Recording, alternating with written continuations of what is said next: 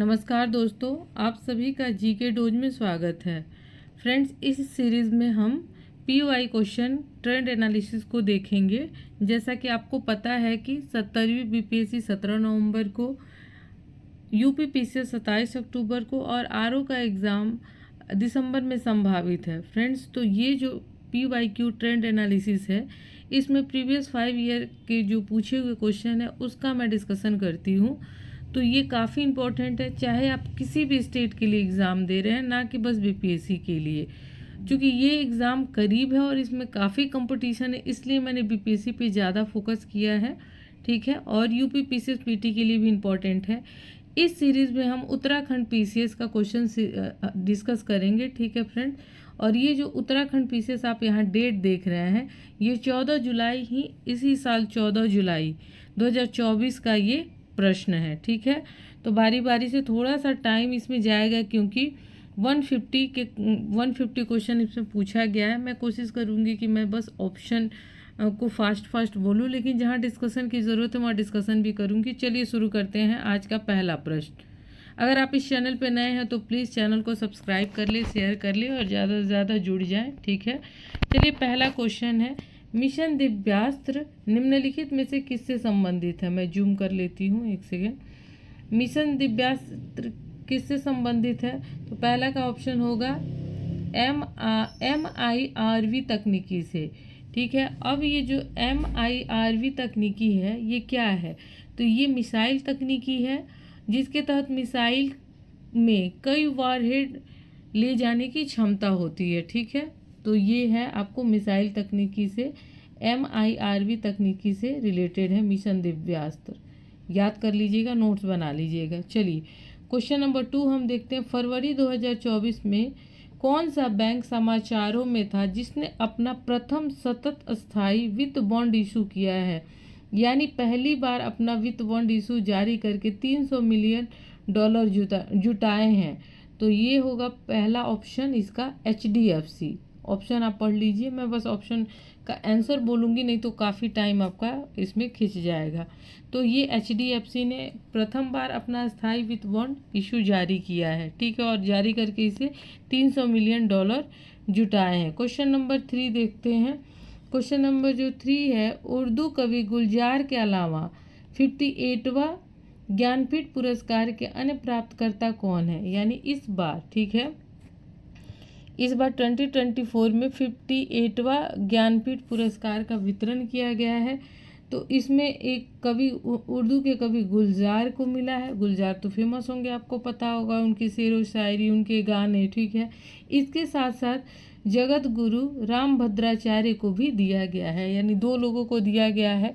ये जो गुलजार हैं, इनका ओरिजिनल नाम है संपूर्ण सिंह कालरा। ठीक है, हिंदी सिनेमा में इनके काफ़ी योगदान रहे हैं, कई सारे गीत इन्होंने लिखे हैं, कई सारे इन्होंने मूवी की स्क्रिप्ट वगैरह लिखे हैं। ठीक है, अब हम जगत गुरु राम भद्राचार्य के बारे में देख लेते हैं। ये जो है ना, इन्होंने कई सारे धार्मिक पुस्तक लिखी हैं और इन्होंने चित्रकूट में तुलसी पीठ के ये संस्थापक भी रहे हैं। ठीक है, 240 से अधिक इन्होंने धार्मिक ग्रंथ लिखा है। ठीक है, चलिए हम अगला प्रश्न देखते हैं। क्वेश्चन नंबर 4, भारत सरकार ने ओ स्मार्ट योजना को 2026 तक आगे बढ़ा दिया, इसका उद्देश्य क्या है?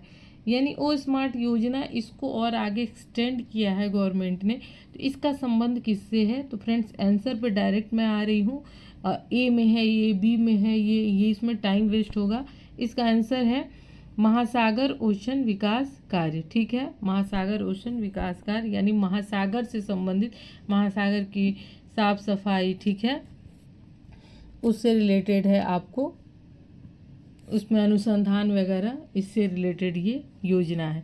चलिए क्वेश्चन नंबर 5 देखते हैं। देखिए 5 को कितना घुमावदार क्वेश्चन पूछा, और इसको आप ध्यान से सुनिए। ज्योति आत्रे से पहले एवरेस्ट पर चढ़ने वाली सबसे उम्रदराज भारतीय महिला का रिकॉर्ड किसके नाम था? अभी हाल फिलहाल में ये ज्योति आत्रे ने ये रिकॉर्ड बनाया है, लेकिन ये इनके बारे में नहीं पूछ रहा है। ये पूछ रहा है कि इससे पहले ये रिकॉर्ड किसके नाम पे था। तो इससे पहले ये रिकॉर्ड था संगीता बहल के नाम से, संगीता बहल के नाम से था, जो 2018 में सबसे उम्रदराज महिला थी माउंट एवरेस्ट पे चढ़ने वाली। ठीक है, अब ये जो ज्योति यात्री हैं ये अभी हाल फिलहाल में 19 मई 2024 को ये माउंट एवरेस्ट पे सबसे उम्रदराज महिला का रिकॉर्ड इन्होंने अपने नाम दर्ज किया है। तो उनसे पहले का पूछ दिया है। और ज्योति यात्री कहाँ से बिलोंग करती हैं, तो ये भोपाल की हैं, ठीक है। और दुनिया की सबसे ऊंची चोटी है माउंट एवरेस्ट, याद रखिएगा, इम्पोर्टेंट है। किस शहर में 37वें यानी 37वें राष्ट्रीय खेलों का उद्घाटन अक्टूबर 2023 में किया गया है, ठीक है। तो अक्टूबर 2023 में ये 37वां है, एक तो क्रम याद रखिएगा। दूसरा कहाँ आयोजन किया गया था, तो बाम्बोलिम गोवा में, ठीक है, बाम्बोलिम। अगला 38 कहाँ आयोजित किया जाएगा, ठीक है, ये आप बताएंगे, ठीक है। ये बाम्बोलिम गोवा में आयोजित किया गया था और इसमें महाराष्ट्र पदक तालिका में शीर्ष पे था। चलिए अगला हम प्रश्न देखते हैं।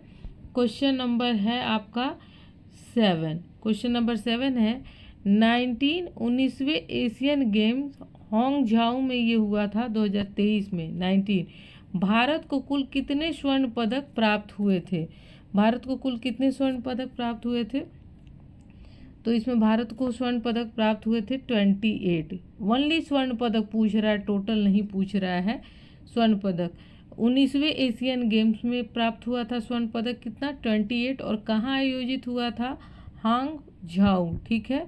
और इसमें मैं टोटल आपको बता देती हूँ, टोटल भारत ने 107 पदक जीता था, जिसमें 28 स्वर्ण अभी आप देख ही रहे हैं, 38 रजत और 41 कांस्य पदक के साथ इन्होंने भारत ने टोटल 107 पदक जीता था। चलिए क्वेश्चन नंबर 8 देखते हैं। फरवरी 2024 में यूनाइटेड किंगडम के यूके के किंग्स चार्ल्स III से मानद नाइटहुड प्राप्त करने वाले पहले भारतीय नागरिक कौन थे। फ्रेंड्स ये सब इधर मैंने एक करंट अफेयर की सीरीज शुरू की थी, उसमें ये क्वेश्चन था, इसलिए मैं बोलती हूँ जो मैं करंट अफेयर और PYQ करवा रही हूँ उसे ज़रूर आप देखें, क्योंकि वो आपके एग्ज़ाम से ज़रूर टैली करेगा। आप देखिए यही एक क्वेश्चन नंबर 8 में आ गया। इसका आंसर होगा सुनील भारती मित्तल। सुनील भारती जो मित्तल है वो कौन है, इनके बारे में हम देख लेते हैं। क्वेश्चन नंबर 8, तो भारती इंटरप्राइजेज के संस्थापक और अध्यक्ष सुनील भारती मित्तल भारत और ब्रिटेन व्यापार संबंधों को आगे बढ़ाने के लिए किंग्स चार्ल्स III द्वारा मानद नाइटहुड की उपाधि से सम्मानित किए जाने वाले ये पहले भारतीय बने हैं, ठीक है। तो सुनील भारती मित्तल इसका आंसर होगा 8 का B। क्वेश्चन नंबर हम 9 देखते हैं। 9 में है निम्नलिखित में से कौन सी फिल्म 96वें एकेडमी अवार्ड में सर्वश्रेष्ठ एनिमेटेड फीचर फिल्म का खिताब जीता है, यानी खिताब की विजेता रही है। ये किस श्रेणी में पूछ रहा है, एनिमेटेड श्रेणी में। तो इसलिए ध्यान रखिएगा, ऐसे ओवरऑल में नॉर्मल मूवी में मतलब जैसे फीचर फिल्म में पूछा जाए एनिमेटेड हटा के तो ओपेनहाइमर है, लेकिन ऐसे अगर एनिमेटेड पूछा जा रहा है तो ये है the boy and the Heron, ठीक है, इस मूवी को मिला है। और इसका आयोजन कहाँ किया गया था, तो इसका आयोजन किया गया था लॉस एंजल्स में, ठीक है। अगला हम प्रश्न देखते हैं क्वेश्चन नंबर 10। क्वेश्चन नंबर 10 हम देखते हैं डेनियल कोहनेमन जिनका मार्च 2024 में निधन हुआ था। अब ये नाम आप याद रखिए क्योंकि पूछा हुआ है तो ज़रूर इम्पोर्टेंट है ये, ठीक है। को 2002 में नोबेल पुरस्कार किस विषय में दिया गया था, मतलब इनका निधन हुआ है, इनको पहले नोबेल पुरस्कार मिल चुका है, तो किस क्षेत्र में दिया गया था। और ये 24 में डेथ किए हैं और नोबेल पुरस्कार कब मिला है, 2002 में। तो इसका आंसर होगा अर्थशास्त्र में। अब अर्थशास्त्र में देखिए 2002 में एक शोध मनोवैज्ञानिक होने के बावजूद, ये मनोवैज्ञानिक थे, होने के बावजूद इन्होंने जो क्या बोलते हैं आर्थिक संभावना पे इन्होंने वर्क किया था, आर्थिक विज्ञान पे, इसलिए उनको नोबेल पुरस्कार मिला था। अगला हम प्रश्न देखते हैं क्वेश्चन नंबर 11। राष्ट्रीय युवा सांसद महोत्सव कितना एकदम अभी का ये करंट पूछ रहा है, जैसे मार्च का, अप्रैल का, मई का, ऐसे पूछ रहा है। जुलाई में एग्जाम हुआ है, जून का करंट पूछा गया है। राष्ट्रीय युवा संसद महोत्सव 2024 में प्रथम पुरस्कार किसने जीता है, तो ये यतिन भास्कर दुग्गल हैं, ठीक है। ये कहाँ से बिलोंग करते हैं, तो ये हरियाणा के हैं, यतिन भास्कर दुग्गल, जिनको प्रथम पुरस्कार मिला है राष्ट्रीय युवा सांसद महोत्सव में। और इसमें सेकंड स्थान में कौन रहा है, वैष्णव पिचाई और राजस्थानी की कनिका शर्मा क्रमशः तीसरे स्थान पे रही हैं। चलिए अगला हम देखते हैं प्रवासी भारतीय दिवस के बारे में है। भारत में हर वर्ष किस तिथि को मनाया जाता है प्रवासी? तो ये 9 जनवरी को मनाया जाता है प्रवासी भारतीय दिवस। और प्रवासी भारतीय दिवस के रूप में मनाने का क्या रीज़न है? तो प्रवासी भारतीय समुदाय के योगदान को चिन्हित करने के लिए 2003 से हर वर्ष 9 जनवरी को मनाया जाता है। ठीक है, अगला हम देखते हैं क्वेश्चन नंबर 13। मार्च 2024 में किसने सीमा सुरक्षा बल की फिर से मैं पढ़ती हूँ। मार्च 2024 में किसने सीमा सुरक्षा बल यानी बॉर्डर सिक्योरिटी फोर्स यानी BSF, ठीक है, कि पहली महिला निशानेबाज के रूप में इतिहास में अपना नाम दर्ज किया है? तो इसका आंसर फ्रेंड्स होगा 13 का सुमन कुमारी। ठीक है, इतना याद रखिएगा कि सुमन कुमारी ने BSF में पहली महिला निशानेबाज के रूप में अपना नाम दर्ज किया है। चलिए अगला हम प्रश्न देखते हैं क्वेश्चन नंबर 14। अंतर्राष्ट्रीय बौद्धिक संपदा सूचकांक 2024 में भारत का कौन सा स्थान है? तो भारत का स्थान है फ्रेंड्स 42। ठीक है, 42 स्थान है भारत का। चलिए अगला हम देख लेते हैं question number 15। Bay of Bengal initiative for multi sectoral technical and economic corporation यानी बिम्स्टेक का स्थायी सचिवालय कहाँ स्थित है? बिम्स्टेक के बारे में पूछा गया है। ठीक है, तो इसका स्थायी मुख्यालय कहाँ स्थित है? तो ढाका में स्थित है। कहाँ स्थित है? ढाका में स्थित है। चलिए अगला हम प्रश्न देखते हैं। बिम्स्टेक एक बार आप पढ़ लीजिएगा, अब इस पर मैं एक्सप्लेनेशन नहीं दूंगी, मैं बस क्वेश्चन कवर कराऊंगी। निम्नलिखित में से किस पुस्तक ने अंतर्राष्ट्रीय बुकर पुरस्कार 2024 जीता है? राइटर का नाम नहीं पूछ रहा है, पुस्तक का नाम पूछ रहा है, तो ये इसका आंसर होगा बी, कैरोस। कैरोस ने जीता है अंतर्राष्ट्रीय बुकर पुरस्कार 2024। ठीक है, और इसको किसने लिखा है? जेनी एरपेन बेक द्वारा लिखा गया है और माइकल हॉफमैन द्वारा इसको अनुवादित किया गया है। अब आते हैं क्वेश्चन नंबर 17। मार्च 2024 में किस कंपनी ने शैक्षिक प्लेटफॉर्म उडेसिटी को अधिग्रहित किया गया? उडेसिटी, ठीक है, ये ऑनलाइन एजुकेशन प्लेटफॉर्म है, तो इसको एक्सचेंजर ने अधिग्रहित किया है। ठीक है, अगला क्वेश्चन हम देखते हैं। तीलू रोतैली राज्य पुरस्कार 2024 से सम्मानित निवेदिता कार्की का संबंध, ये उत्तराखंड PCS स्पेशल है, तो बस मैं इस पे ऑप्शन बता देती हूँ, ये डी होगा, ये मुक्केबाजी से संबंधित है। चलिए अगला हम प्रश्न देखते हैं। भारतीय निर्वाचन आयोग द्वारा आम चुनाव 2024 के लिए घोषित 7 चरणों में किस चरण में उत्तराखंड में चुनाव संपन्न हुआ था? तो ये प्रथम चरण में उत्तराखंड में चुनाव संपन्न हुआ था फ्रेंड्स। ठीक है, उत्तराखंड में किस चरण में चुनाव संपन्न हुआ था? प्रथम चरण में। अब यूपी में कितने खंड में हुआ था और बिहार में कितने खंड में हुआ था? 7 चरण में चुनाव संपन्न हुआ था, तो बिहार में मुझे ध्यान है कि 7 चरण होगा, 7 चरण में बिहार में हुआ है। यूपी का मुझे माइंड में नहीं आ रहा है, तो यूपी वाले एक बार देख लेंगे। ठीक है, चलिए अगला ये आपने अपने स्टेट वाले देख लेंगे कितने कितने चरण में इलेक्शन हुआ है। क्वेश्चन नंबर 20 देखते हैं। उत्तराखंड का निम्नलिखित में से कौन सा नृत्य या उत्सव यूनेस्को की अमूर्त विरासत सूची में शामिल किया गया है? तो ये उत्तराखंड का पूछ रहा है फ्रेंड्स, इसका ए होगा रमन्ना। बिहार, यूपी वाले या अदर स्टेट वाले अपने अपने स्टेट का यूनेस्को की अमूर्त विरासत सूची एक बार चेक करके नोट्स बना लेंगे, ऐसे ही रिजल्ट आता है। चलिए अगला प्रश्न देखते हैं। ये नहीं कि वीडियो लगा दिए सुने जा रहे हैं, नहीं, उस पर वर्क भी करना होता है। चलिए हम अगला प्रश्न देखते हैं। उत्तराखंड की पहली महिला मुख्य सचिव किसे नियुक्त किया गया? पहली महिला मुख्य सचिव नियुक्त किया गया है कि ये नियुक्त किया गया है आपको राधा रतूड़ी। चलिए अब अगला है। पूर्णागिरी नामक हिंदू धर्म तीर्थ उत्तराखंड के निम्नलिखित में से किस जिले में स्थित है? तो ये किस जिले में स्थित है? ये है आपको चंपावत। ये उत्तराखंड स्पेशल है, तो इसको बहुत ध्यान देने की ज़रूरत नहीं है। चलिए 23 में निम्नलिखित, ये इंपॉर्टेंट है, निम्नलिखित में से किसका मुख्यालय उत्तराखंड की राजधानी देहरादून में स्थित है।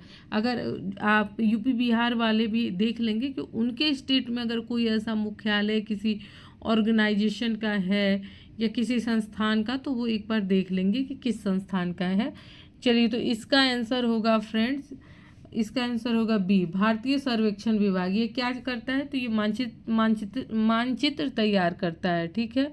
और ये संस्थान का मुख्यालय कहाँ पे है, देहरादून में है। और इसकी स्थापना हुई थी 1767 में, बहुत पहले हुई थी 1767 में, यानी अंग्रेजों ने काम किया था। चलिए अगला प्रश्न हम देखते हैं, मानस खंड कॉरिडोर यात्रा के लिए किस रेलवे स्टेशन से ट्रेन शुरू करने का प्रस्ताव था, तो इसका आंसर होगा फ्रेंड्स पुणे से। अगला प्रश्न हम देखते हैं, उत्तराखंड उच्च न्यायालय की प्रथम महिला मुख्य न्यायाधीश के रूप में किसे नियुक्त किया गया है, किसे नियुक्त किया गया है फ्रेंड्स, तो इसका आंसर होगा बी, जस्टिस रीतू बाहरी। ये बाहर वाले भी पढ़ लेंगे क्योंकि वहाँ की प्रथम महिला मुख्य न्यायाधीश है, तो अदर स्टेट में भी ये पूछा जा सकता है। चलिए क्वेश्चन नंबर हम 26 देखते हैं, VBI most VBI double triple star लगा के आप इसको रख लीजिएगा, ये पूछ सकता है। अंतर्राष्ट्रीय ओलंपिक समिति ने लॉस एंजल्स में ओलंपिक गेम्स, यानी अगला ओलंपिक गेम्स कहाँ आयोजित होगा, तो 2028 में अमेरिका के लॉस एंजल्स में आयोजित होगा। तो उसमें कुछ नए खेलों को शामिल करने का प्रस्ताव स्वीकृत किया गया है, वो कौन कौन सा है, ऑप्शन में इसमें बहुत सारे हैं, मैं डायरेक्ट आंसर बता रही हूँ। T20 क्रिकेट फर्स्ट इतिहास में प्रथम बार है। अब आप ओलंपिक भी देखेंगे, क्योंकि पहले उतना मेडल आने के बाद आप भले ही सर्च कर लेते हैं, लेकिन अब तो इस बार आप जब ये ओलंपिक होगा तो आप श्योर देखेंगे, क्योंकि T20 क्रिकेट को भी इसमें शामिल कर दिया गया है। साथ में बेसबॉल, फ्लैग फुटबॉल और स्क्वैश को शामिल किया गया है। तो ये खेल का नाम बाकायदा आप अपने कॉपी में लिख के नोट्स बना लीजिएगा। चलिए अगला प्रश्न हम देखते हैं 27, अंतरिक्ष यात्री ओले कोनार्को, जो अंतरिक्ष यात्री है ओले कोनार्को, जिसने सबसे अधिक कुल समय अंतरिक्ष में बिताने का विश्व रिकॉर्ड तोड़ा है, किस देश से संबंध रखते हैं, ये रूस से संबंध रखते हैं। और इन्होंने वहाँ पे 878, ठीक है, कुल 878 और 12 घंटे से ज़्यादा समय बिताया, यानी 2.5 वर्ष का समय वहाँ इन्होंने बिताया है।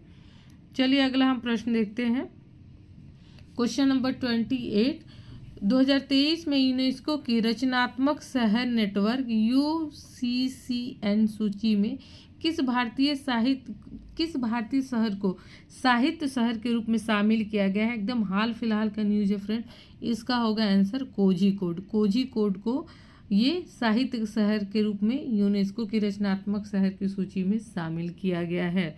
चलिए क्वेश्चन नंबर हम 29 देखते हैं, सेना में आर्टिफिशियल इंटेलिजेंस का दायित्वपूर्ण उपयोग पर पहला अंतर्राष्ट्रीय शिखर सम्मेलन किस देश, ये अंतर्राष्ट्रीय शिखर सम्मेलन है और AI पे है, तो ये भी काफ़ी इंपॉर्टेंट है फ्रेंड्स, इसको भी रट्टा मार लीजिए डबल स्टार मार्क के साथ। तो इसका आंसर होगा फ्रेंड्स 29 का डी, नीदरलैंड में ये हुआ था आर्टिफिशियल इंटेलिजेंस पर अंतर्राष्ट्रीय शिखर सम्मेलन, ठीक है, नीदरलैंड।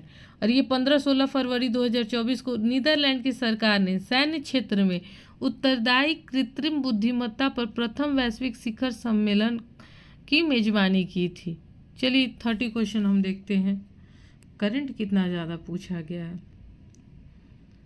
सारे एग्ज़ाम का जो स्कोर बूस्टिंग है ना, वो करंट ही हो गया है, सारा खेल सब्जेक्ट तो सब रट के बैठे हुए हैं वन लाइनर।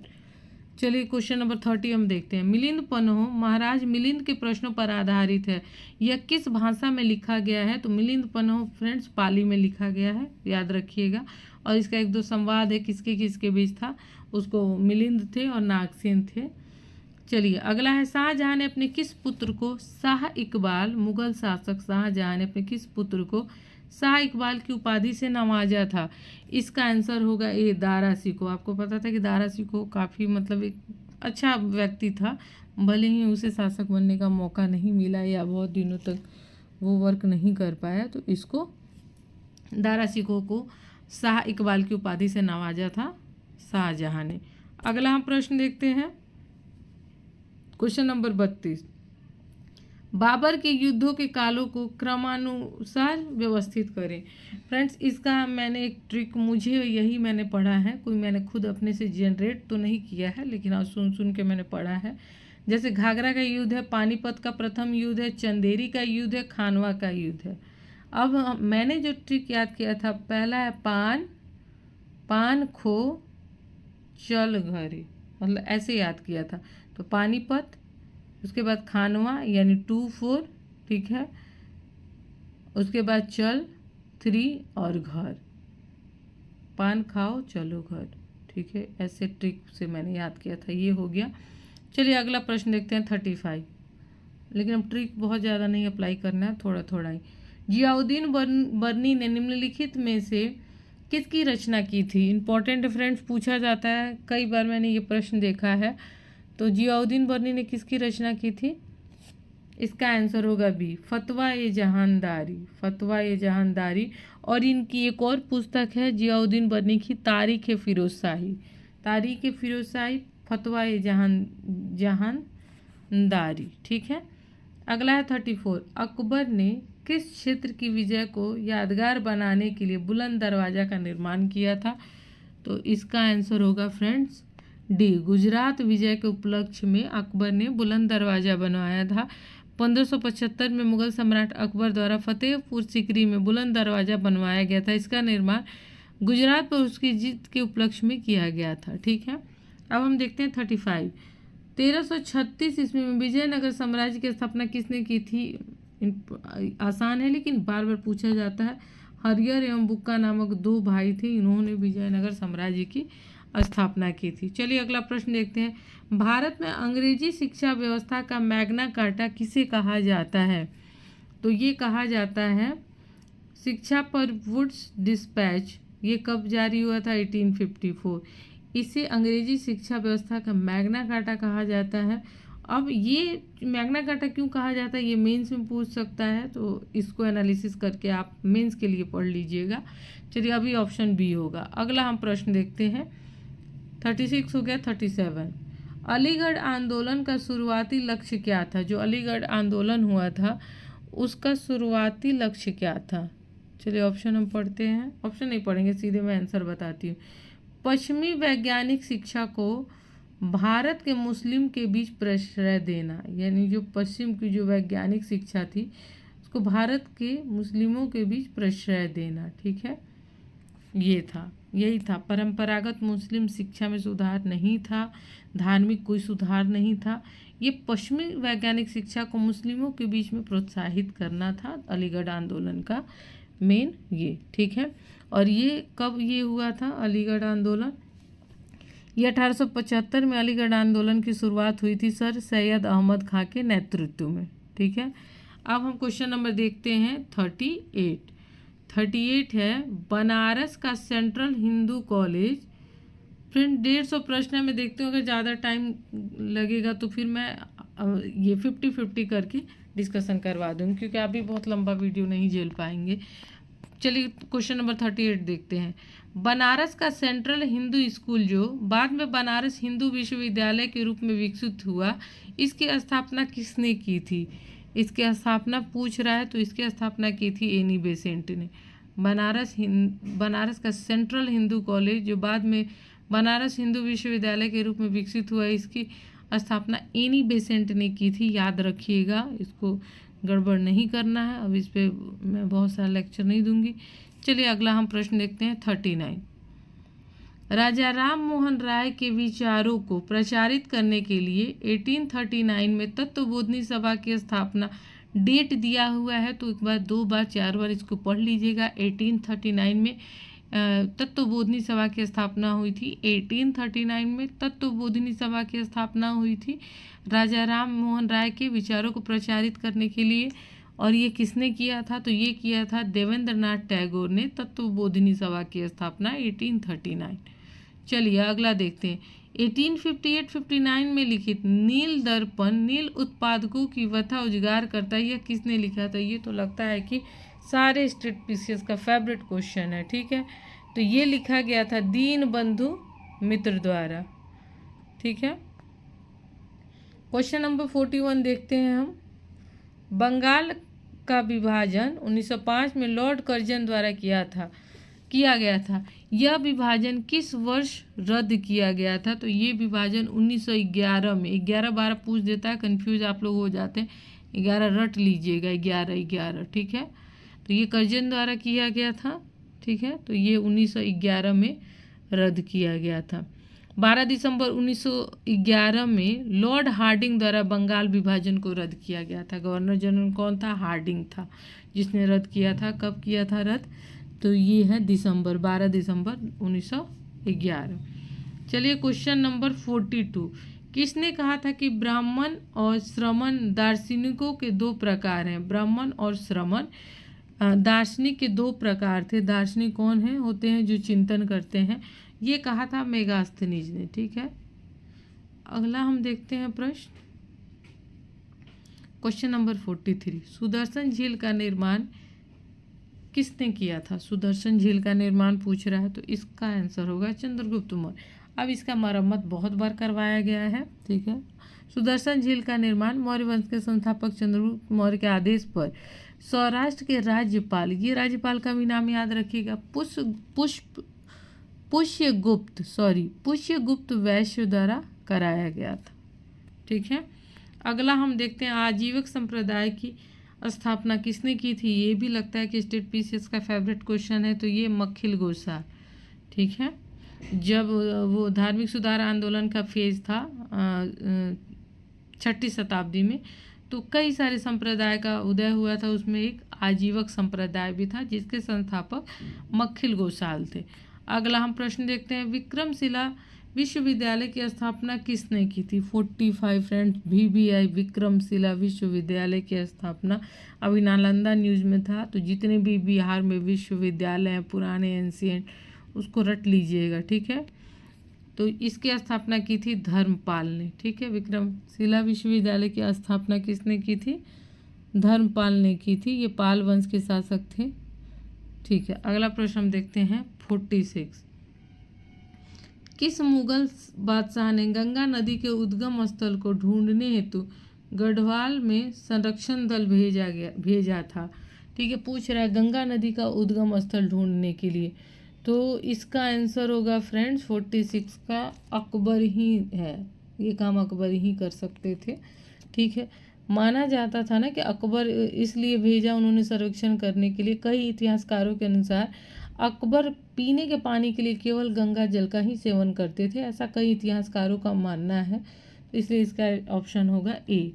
क्वेश्चन नंबर 47 हम देखते हैं, निम्नलिखित में से कौन गढ़वाल राजकुमार मुगल दरबार में मनसबदार नियुक्त किया गया था? तो ये आपका उत्तराखंड पीसीएस स्पेशल है, तो मेदिनी शाह है, ठीक है।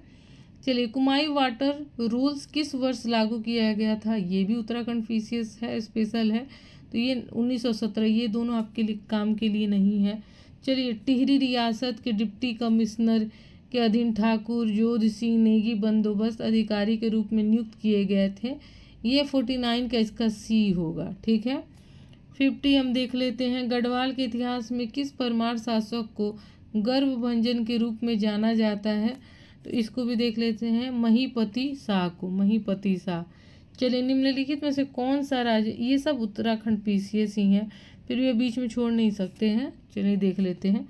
51 है, निम्नलिखित कौन सा राजवंश तालेश्वर ताम्र शासनों से संबंधित है? 51 का होगा बी, पौरव वंश।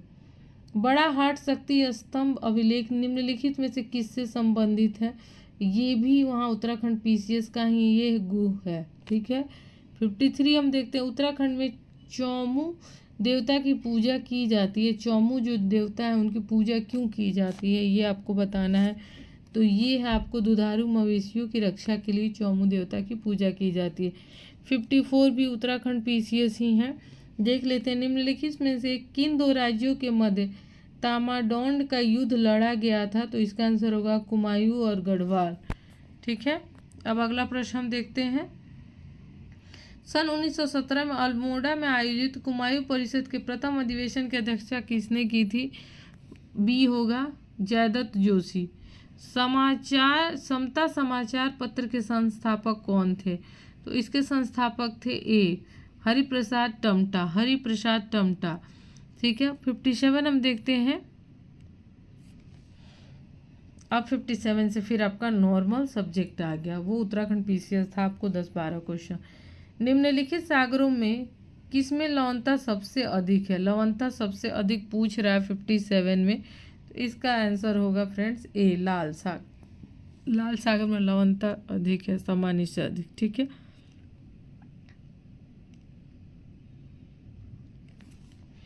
चलिए 58 देखते हैं। खुदाई खिदमतगार खुदा के बंदे को इनके द्वारा स्थापित किया गया था।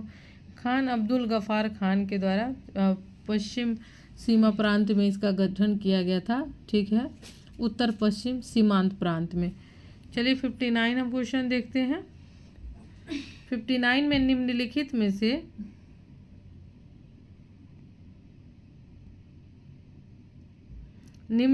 में से किस देश में आज़ाद हिंद फौज का गठन हुआ था? फ्रेंड्स मैं दे रही हूँ 15 सेकंड, सोच के बताइए। ऑप्शन आपका भारत, बी है सिंगापुर, सी है जापान और डी है जर्मनी। सोच के बताइए। चलिए मैं बताती हूँ। 59 का बी होगा, यानी आज़ाद हिंद फौज का गठन जापान नहीं सिंगापुर में किया गया था। ठीक है, 59 का। और ये कब किया गया था? 1942 में किया गया था। पहले कैप्टन मोहन सिंह ने किया था, बाद में 1943 में सुभाष चंद्र बोस ने इसे पुनर्जीवित किया। ठीक है, और भारतीय राष्ट्रीय सेना का गठन इसी से हुआ। ठीक है, चलिए अगला हम प्रश्न देखते हैं। निम्नलिखित में कौन सा सही सुमेलित है? शैल चित्र है और जनपद है। ये भी आपका उत्तराखंड पीसीएस है, तो इसमें पूछ रहा है कौन सा सुमेलित है, तो इसका आंसर होगा डी, मल्ला, पैनाली, अल्मोड़ा। फिर उत्तराखंड पीसीएस एक दो बीच में तो आते ही रहेंगे। उत्तराखंड में चित्रेश्वर प्रकार के सिक्के किसने निर्गत किए थे? किसने निर्गत किए थे फ्रेंड्स? तो इसका आंसर होगा बी, कुनीद। ठीक है, एपिरोजेनिक बल परिणाम है। अभी ये नॉर्मल क्वेश्चन आ गया उत्तराखंड से हटके। एपिरोजेनिक बल परिणाम है। एपिरोजेनिक बल किसका परिणाम है? तो ये परिणाम है पृथ्वी के लंबवत हलचल का। एपिरोजेनिक बल याद कर लीजिएगा, इंपॉर्टेंट है, थोड़ा डिफरेंट टाइप का है। सहारा मरुस्थल में उत्तर पूर्व एवं पूर्व से पश्चिम की ओर बहने वाले शुष्क पवनों को जाना जाता है। सहारा मरुस्थल में जो आपको दिशा यहाँ डायरेक्शन दे रहा है, वो पूछ रहा है उत्तर पूर्व और पूर्व से पश्चिम की ओर बहने वाले शुष्क पवनों को क्या बोला जाता है? बोरा, सिरोक्को, मिस्ट्रल और हरमैटन। हरमैटन बोला जाता है फ्रेंड्स, हरमैटन। सहारा हरमैटन रट लीजिए। ठीक है, अब क्वेश्चन नंबर हम देखते हैं 64। लटकती घाटी स्थलाकृति निम्नलिखित में से किस भू आकृतिक प्रक्रिया से संबंधित है? अब भू आकृतिक प्रक्रिया पूछ रहा है और स्थलाकृति क्या है? लटकती घाटी। हम इसका आंसर देखते हैं। वायु, हिमानी, समुद्री तरंग या बहता जल। ठीक है, इसका आंसर होगा बी, ये ग्लेशियर हिमानी से संबंधित है। इसका ऑप्शन होगा, अभी मैं फिर से टिक करूँ, बी, हिमानी से रिलेटेड है। ठीक है, अब चलते हैं 65। भारत में उष्णकटिबंधीय शुष्क पर्णपाती वन के संदर्भ में निम्नलिखित कथनों पे आपको विचार करना है। कौन सा? उष्णकटिबंधीय शुष्क पर्णपाती वन पे विचार करना है। यह उन क्षेत्रों में पाए जाते हैं जहाँ 25 से 75 सेंटीमीटर के मध्य वर्षा होती है। ठीक है, तो आपको क्या बोलते हैं, इसमें सही उत्तर चयन करना है। तो ये गलत है, वर्षा 25 से नहीं होगा, इसमें वर्षा 70 से 200 सेंटीमीटर होगा। ठीक है, उसके बाद हिमालय के तलहटी से निकलने वाली एक अनियमित चौड़ी पट्टी में पाए जाते हैं। तो क्या आपको ये सही है? ठीक है, पूछ रहा है, सही आंसर चूज करना है, तो आपको सही आंसर 2 है। ठीक है, यानी ये सही है, केवल 2। चलिए अगला हम प्रश्न देखते हैं 66। निम्नलिखित प्रायद्वीपीय नदियों में से किस एक की प्रवाह लंबाई सबसे अधिक? प्रवाह लंबाई पूछ रहा है फ्रेंड्स 66 का। गोदावरी, कृष्णा, नर्मदा, कावेरी। तो गोदावरी होगा। क्योंकि भारत के अगर देखा जाए, इसका मैं बता देती हूँ, गोदावरी की जो लंबाई है भारत में 1464 है, यानी 1464। कृष्णा की आपकी कितनी है? कृष्णा का है 1400 है ओनली, ठीक है। नर्मदा का मैं बता देती हूँ 1312 है, और कावेरी का मैं बता दूँ, कावेरी का तो आपको होगा 800। तो सबसे ज़्यादा गोदावरी ही हो गया 1464। चलिए अगला प्रश्न हम देखते हैं। निम्नलिखित कथनों में से कौन सा भारत में लेटेराइट मिट्टी के संदर्भ में सही है? अब लेटेराइट मिट्टी पाई जाती है, हर एक जगह पाई जाती है, लेकिन ये भारत के संदर्भ में पूछ रहा है, तो क्या इसमें सही नहीं है? ध्यान देना है फ्रेंड, सही नहीं है। तो ये आपका मैं डायरेक्ट आंसर बता देती हूँ। यह नमी पोषक एवं अधिक चिकनी मृदा होती है। यह नमी पोषक एवं अधिक चिकनी मृदा कारक होती है। ये आपका गलत है। क्या सही नहीं है? तो ये सही नहीं। इसमें चूना और नाइट्रोजन की कमी होती है, ये सही होती है। अच्छी निर्माण सामग्री प्रदान करती है, सही है। निछालन प्रक्रिया से प्रभावित होती है, ये सही है। अब लेटेराइट मृदा का निर्माण लेटेराइट चट्टानों के टूट फूट से होता है। यह मिट्टी चौरस उच्च भूमि पर मिलती है, ठीक है। ये जो मिट्टी है ना, चौरस उच्च भूमि पर मिलती है, और इस मिट्टी में फेरिक ऑक्साइड, बॉक्साइड की प्रचुर मात्रा होती है, और इसमें चूना, मैग्नीशियम, पोटास, नाइट्रोजन की अत्यधिक मात्रा में कमी भी होती है। यह मिट्टी चाय, कहवा आदि फसलों के लिए उपयोगी होता है, ठीक है। भारत में जो लेटेराइट मिट्टी है वो तमिलनाडु के पहाड़ी भागों और निचले क्षेत्रों, कर्नाटक, कुर्ग, केरल, ये सब जगहों में पाया जाता है। चलिए क्वेश्चन नंबर अगला हम देखते हैं 68। गंगा का मैदान एवं असम घाटी में सामान्यतः कौन सा अपवाह प्रतिरूप पाया जाता है, जो विस्तृत मैदान, मंद ढाल, अधिक वर्षा, अनेक सहायक नदियों की विशेषता रखता है? गंगा का मैदान और असम घाटी के बारे में क्या पूछ रहा है? सामान्यतः कौन सा अपवाह प्रतिरूप पाया जाता है? क्योंकि पता है कि यहाँ नदियों का जाल है, ठीक है। जो विस्तृत मैदान, मंद ढाल, अधिक वर्षा, अनेक सहायक नदियों की विशेषता रखता है, तो इसका आंसर होगा बी। द्रुमाकृतिक यानी वृक्षाकार, वृक्ष के जैसे फैले रहते हैं, ऊपर भी देखेंगे तो उसका फैलाव कैसा रहता है उसके शाखा का, और जड़ का भी कैसा रहता है। तो वैसे ही आपको उत्तर भारत में नदियों का फैलाव आपको मिलेगा, इसलिए आंसर, इसका आंसर बी होगा। क्वेश्चन नंबर 69, ठीक है। निम्नलिखित में कौन सा एक वन समूह भारत के सर्वाधिक क्षेत्र में विस्तृत है? तो 69 का फ्रेंड्स कौन सा वन समूह होगा? उष्ण कटिबंधीय आर्द्र सदाबहार, सब में उष्ण कटिबंधीय है।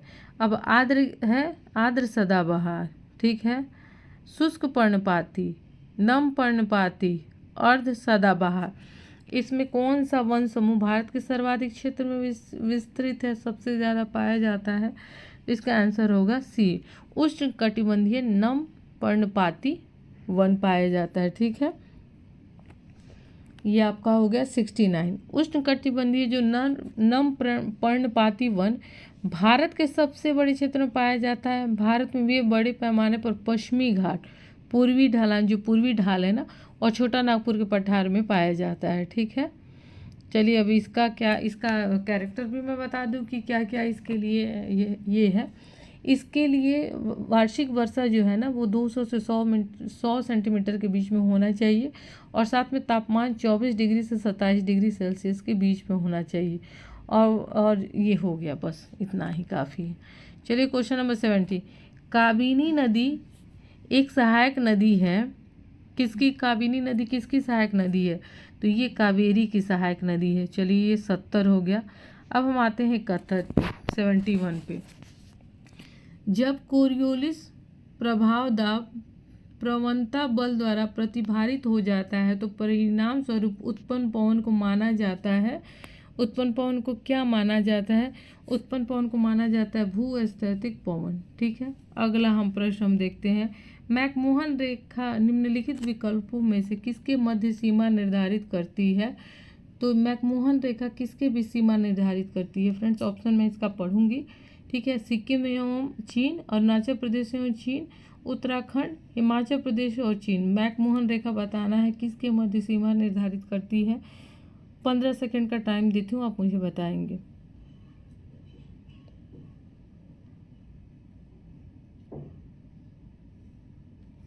ठीक है, अरुणाचल प्रदेश और चीन होगा, ठीक है। अरुणाचल प्रदेश का जो आखिरी गांव है ना, बीसिंग, ठीक है, उसी के पास से मैकमोहन रेखा सबसे करीब से गुजरती है, तो ये होगा। एटॉल का आकार है, एटॉल का आकार क्या होगा? एटॉल एक द्वीप है, इसका आकार क्या है? इसका आकार है घोड़े के नाल की अंगूठी के आकार। एटॉल कुछ ऐसा आप मत समझ लीजिएगा कि वायरस है, जीवाणु है। यह एक द्वीप है, आइसलैंड है, जो एक लैगून को घेरने वाली रिंग के आकार की कोरल रीफ द्वारा निर्मित है। ठीक है, एटॉल। चलिए क्वेश्चन नंबर 74। सूर्य के चमकीले बाह्य परत को किस नाम से जाना जाता है? तो ये है फोटोस्फीयर। ठीक है, सूर्य के बाह्य जो परत है उसको फोटोस्फीयर के नाम से जाना जाता है। गढ़वाल हिमालय में अधिक ऊंचाई वाले चारागाहों में अस्थायी निवासों को किस नाम से जाना जाता है? ऊंचाई पे ठंड के दिनों में गढ़वाल हिमालय में अधिक ऊंचाई पे जो चारागाह की खोज में जाते हैं और वो अस्थायी निवास होता है, उसे हम बोलते हैं खर्क। ठीक है, अब है जनगणना से क्वेश्चन है। तो जनगणना ये उत्तराखंड को लेके पूछा गया, अपने अपने स्टेट का अपडेट कर लीजिएगा। 2011 की जनगणना के में कौन सा कथन सही है? यानी सबसे ज़्यादा जनसंख्या घनत्व, सबसे न्यूनतम जनसंख्या घनत्व, सर्वाधिक लिंगानुपात। ठीक है, ऐसे आप इसी तर्ज पे आप क्वेश्चन को बैठा के पढ़ लीजिएगा। वैसे मैं इसका आंसर बता देती हूँ, इसका आंसर होगा डी। ठीक है, इसके अनुसार इसका पहला क्वेश्चन ही सत्य है, केवल सत्य है, बाकी ये दोनों गलत है। चलिए अगला प्रश्न हम देखते हैं। उत्तराखंड के किस राष्ट्रीय पार्क को 2015 में प्रोजेक्ट टाइगर स्कीम में शामिल किया गया है? प्रोजेक्ट टाइगर स्कीम में क्या पूछ रहा है क्वेश्चन, एक सेकंड में फिर से पढ़ूँ।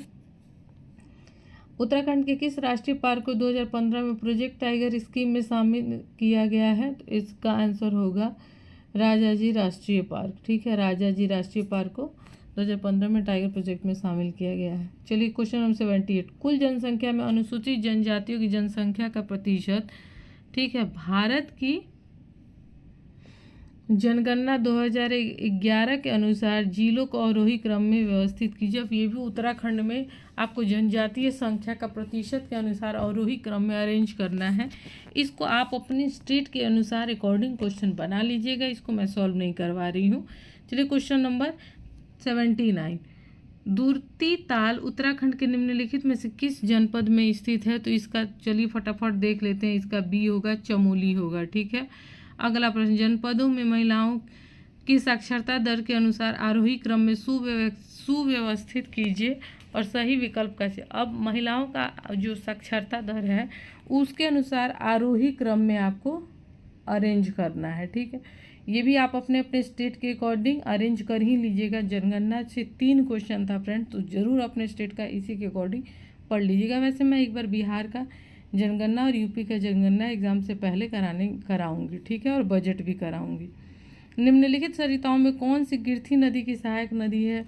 ये भी उत्तराखंड पीसीएस है, जल्दी से इसको देख लेते हैं। कियोगाड़। ठीक है, पौधारोपण हेतु मैती आंदोलन किसने प्रारंभ किया था? इसका होगा 82 का बी, कल्याण सिंह रावत। ये भी उत्तराखंड पीसीएस स्पेशल है। दूधा तोली पर्वत श्रेणी द्वारा पृथक किए गए नदी बेसिनों का सही युग का चुनाव करना है फ्रेंड। तो ये है 83 का बी हो जाएगा, नयार और अलगार बेसिन। चलिए अगला प्रश्न देखते हैं। निम्नलिखित में से 84 में निम्नलिखित कौन सा स्थल जड़गंगा और भागीरथी नदी का संगम स्थल है? 84 का हो जाएगा ये भैरव घाटी। ठीक है, अगला हम प्रश्न देखते हैं। 85 का दर्रा के बारे में पूछ रहा है। उल्टा धुर्रा दर्रा उत्तराखंड के निम्नलिखित में से किस हिमनदों में से एक के समीप स्थित है? तो ये होगा फ्रेंड्स 85 का बी, मिलम हिमनद। चलिए अगला हम देखते हैं। निम्नलिखित किसको परंपरागत रूप से उत्तराखंड में किसानों का सर्वोत्तम मित्र कहा जाता है? चलिए जान ही लेते हैं, डी, ओक। चलिए अगला हम देखते हैं। लोक लेखा समिति का मुख्य कार्य क्या है? ये इंपॉर्टेंट है, आपका सब्जेक्ट आ गया। लोक लेखा समिति का मुख्य कार्य क्या है? तो इसका आंसर होगा ए, नियंत्रक महालेखा परीक्षक के वार्षिक प्रतिवेदनों की जांच करना लोक लेखा समिति का मुख्य कार्य है। ठीक है, ये सब नहीं होगा, इसका मुख्य कार्य वही होगा। ठीक है, कैग के वार्षिक प्रतिवेदन की जांच करना। क्वेश्चन नंबर 88, निम्नलिखित में से किस शहर में दक्षिण पूर्व एशियाई सहयोग संगठन आसियान का मुख्यालय अवस्थित है? 88 में आसियान का मुख्यालय कहाँ अवस्थित है? तो आसियान का मुख्यालय जकार्ता में, बिम्स्टेक का ढाका में। ठीक है, एक अंतर सरकारी संगठन है। ठीक है, जिसमें ब्रुनेई है, ठीक है, कंबोडिया है, इंडोनेशिया है, मलेशिया है, म्यांमार, फिलीपींस, सिंगापुर। एक बार इसको आप देख लीजिएगा मैप के थ्रू, एक बार मैप बना लीजिएगा। निम्नलिखित में से कौन सी संधि उसके लागू होने के वर्ष से मेल नहीं खाती है?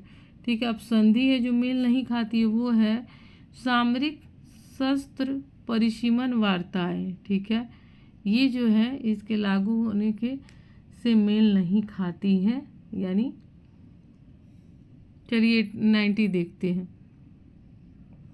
इसका बी ही होगा। ठीक है, संधि के डेट के साथ वो मैच नहीं कर रहा है, 1967 का नहीं है। ठीक है, निम्नलिखित में से क्या भारतीय संविधान का दर्शन नहीं है?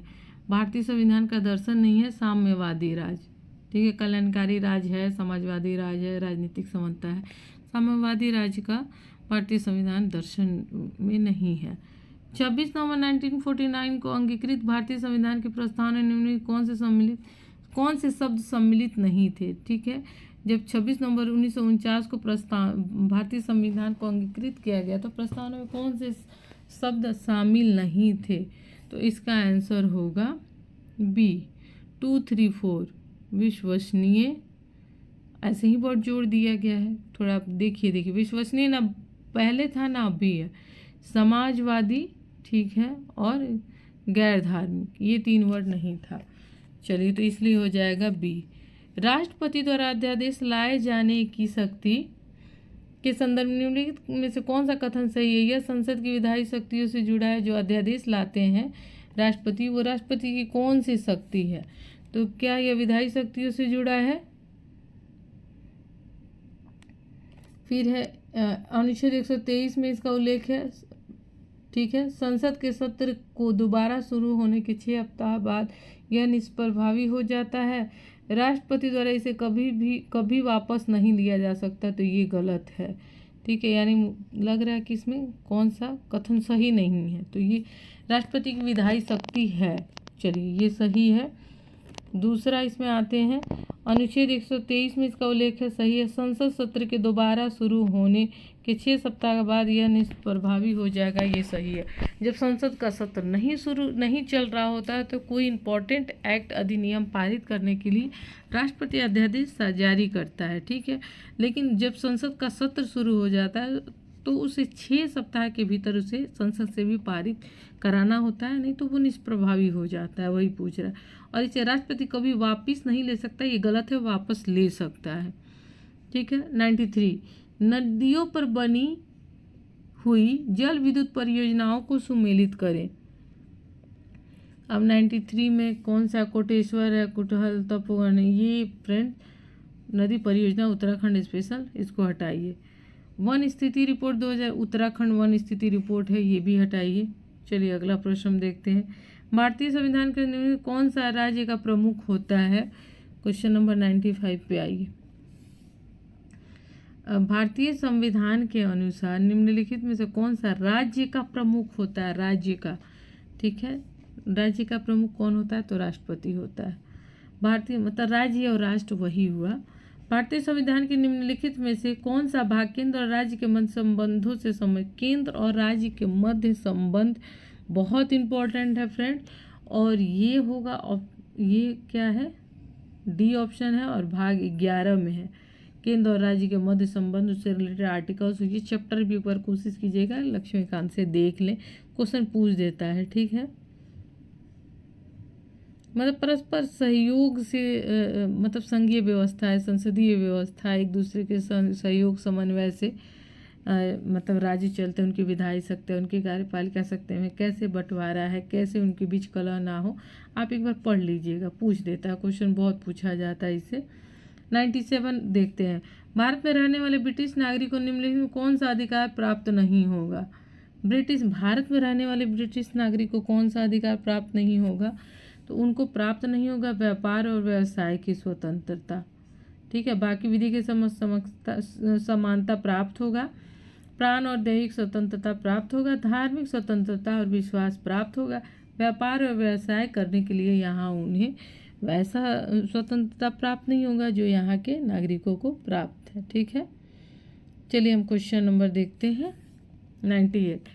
भारत के राष्ट्रपति के पास निम्नलिखित में से किन पर विनियम बनाने की शक्ति है? दादर और नगर हवेली, दमन दीव, गोवा दमन दीव, पुडुचेरी। तो इसका आंसर होगा फ्रेंड्स डी, 1 2 4, 1 2 और 4।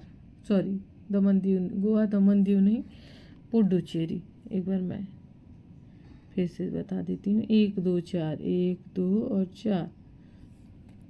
अब मैं इसको पढ़ देती हूँ कि क्यों गोवा दमन दीव नहीं होगा।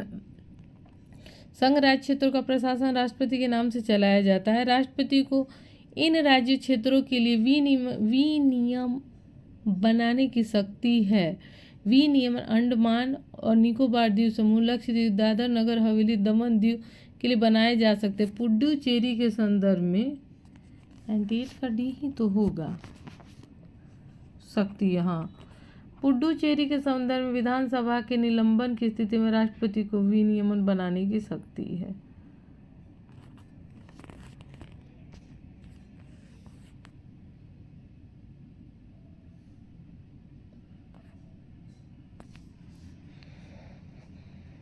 फ्रेंड्स अब मैं उब गई हूँ बोलते बोलते। चलिए 99। भारत के संविधान के निर्माताओं का मस्तिष्क निम्नलिखित में से किस में परिलक्षित होता है? 99। ठीक है, तो ये परिलक्षित होता है उनके मस्तिष्क प्रस्तावना में। ठीक है, प्रस्तावना में उनका पूरा निचोड़ दिखता है। हम भारत के लोग भारत को एक संपूर्ण प्रभुत्व, तो इसको कुंजी बोला जाता है संविधान का, याद रखिएगा। निम्नलिखित में से 100 क्वेश्चन, निम्नलिखित में से कौन भारत की यूनेस्को रचनात्मक शहरों में से एक नहीं है? कोझिकोड तो अभी देखा आपने है। ठीक है, अब इसमें से कौन सा नहीं है फ्रेंड्स? तो इसमें होगा डी, पुणे नहीं है। पुणे को शामिल नहीं किया गया है, बाकी इसमें सारे शामिल हैं। ठीक है, चलिए क्वेश्चन नंबर 101 हम देख लेते हैं। 100 तक ही इसको स्टॉप करते हैं फ्रेंड्स। आगे हम लोग कल 50 का भी सीरीज़ देख लेंगे। ये 100 क्वेश्चन आप लोग रेडी रखिए, क्योंकि आप भी ज़्यादा लंबा वीडियो नहीं देख पाएंगे। फ्रेंड्स अगर इस चैनल पे नए हैं हमारे जीके डो चैनल पे, तो ज़्यादा से ज़्यादा इसको सब्सक्राइब करें, शेयर करें, लाइक करें। ठीक है, ताकि मैं आप लोगों के लिए और भी एफर्ट डाल सकूँ। फिर इसमें जो 50 क्वेश्चन बचेंगे ना, वो मैं आपको कल अपलोड कर दूँगी। ठीक है, इवनिंग तक अपलोड कर दूँगी, या 50 को जैसे मैं डेली अपडेट करती हूँ अपडेट कर दूँगी। चलिए फ्रेंड, फिर मिलेंगे कल नए सीरीज़ के साथ। तब तक के लिए जय हिंद, जय भारत। पढ़ते रहिए, स्वस्थ रहिए, मस्त रहिए। ठीक।